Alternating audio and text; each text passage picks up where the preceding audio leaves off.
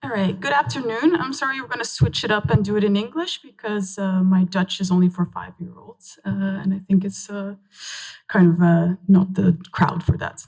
But usually I have my sidekick, Abdelhadi Baadi, and he's the other half of Innovation Lab. But unfortunately, well, not unfortunately, but he decided to make a mini prototype and she's due any moment. So I'm here and he's with his partner. But the Innovation Lab is part of Theater Utrecht in the Netherlands, and we have two partners, which are DOCS. It's a platform for young makers and performers, and let's try Dutch for a bit, a Hogeschool voor de Kunsten, HKU, and specifically the Gaming and Interaction Department. So the whole idea of Innovation Lab is actually to develop a system and a strategic way of the future of theater. So what we do is, yes, yeah, perfect.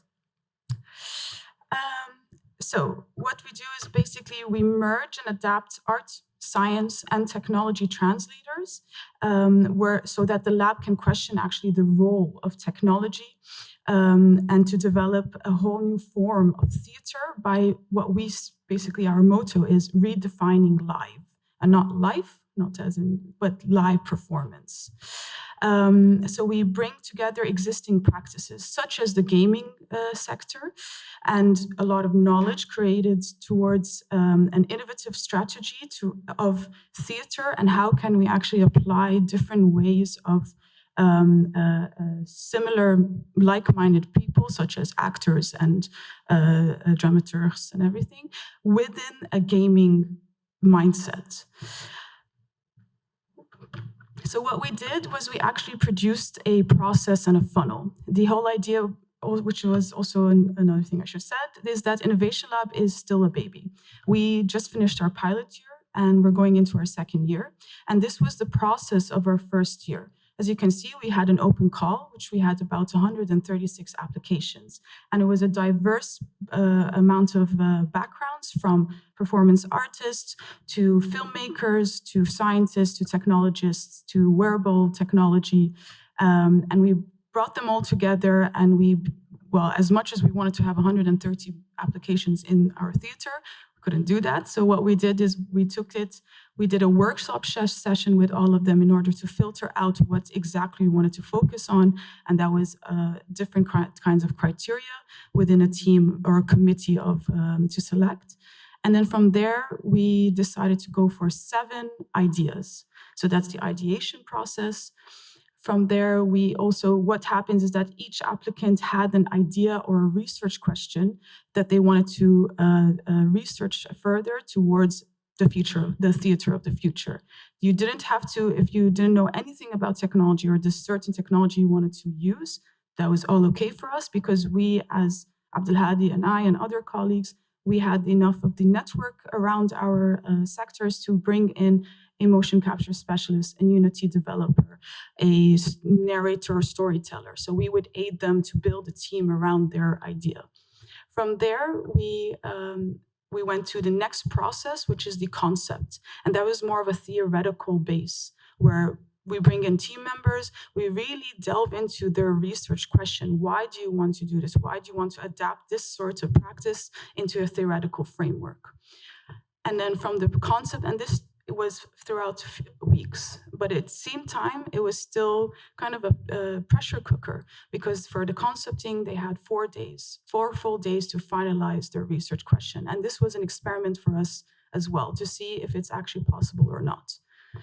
From the concepting, we went into prototyping, and I think I don't need to define what prototyping is, but there they also built a whole new team again, or they could have stayed with their original team. It depends on what happened in the concept process. We prototyped for 2 weeks, and again, 4 days. And in the end, we did not necessarily want a fully working prototype. We wanted them to actually see the use of whatever technology that they wanted to implement, and how would that actually affect the framework of theater, basically. The last phase, and that's after a lot of blood, sweat, and tears, was experience phase. And we made a 3-day festival, a again, it was a prototype for ourselves. We didn't know if it would work. We didn't know if a lot of audience would also come and experience it. However, even though it was the first time, it was quite a success, but we also learned a lot out of it, where we decided not to call it an experience phase anymore. Because as a theater company, of course, you come, you watch a performance, you're seated, you have something to experience fully. But actually what we wanted was more of an audience feedback. We wanted for the prototypes, and that's why now we call it an extended prototype, we wanted to see how an audience's feedback and participation could affect the process with the makers and the technology implemented. So, sorry. So we have some key words, and again, this is all from feedback and evaluation of what we did from the pilot year and going into this new year. So we want to create some sort of immersive theater. And that's where we work with interdisciplinary research with multiple kinds of disciplines, backgrounds, and to an extent artifying a specific technique or idea into theater. So an example was actually that we had a prototype that wanted to research wanted to research the implication of adding virtual reality within a realistic setting of a theater. So he was actually from Taiwan, Taipei, and we flew him over, and he wanted to create a environment and a theatrical environment of a morning session of his grandma in Taiwan. So you had your VR goggles, of course. Some audiences never actually had one. So that was already quite the complication or confusion. But at the same time, he also used anti-latency, so trackers around all the room in order to, if their phone rang, you are able to walk towards a phone and actually not just virtually pick it, but actually feel and sense the phone and pick it up. That made a lot of audience think twice. What am I holding? What is this? Can I hold it? And also, what does this mean to me? So that's one of the examples. Another way that we're trying to do is we also want to be open source and exchange knowledge. We're working with so many team members, we're working with so many different knowledgeable and creatives that we decided to make a community on Discord. I'm pretty sure a few of you or most of you know that. But this is just a small platform. So we really are trying to understand how can we actually grasp all this knowledge for ourselves, but also keep it to an extent open source. So that's a question that we still have, and I'm honestly no idea how we're going to answer it, but we'll try to. And then the appropriation and adaptation. So appropriating, just like I said, from the gaming industry, but also from the theater. So we don't really want to reinvent the wheel. We just want to actually highlight the importance of it, kind of look at it in a different perspective as well, and then appropriate it within the theater scene. And that's why the whole idea of how technology is actually, at least for the Innovation Lab, it's more of a medium rather than an artifact or tool so that you can get practical results. You have a light, you put it on the actor, he or she, whatever pronoun they are lit. That is not what we want to do, even though we will still use it, but in a different way.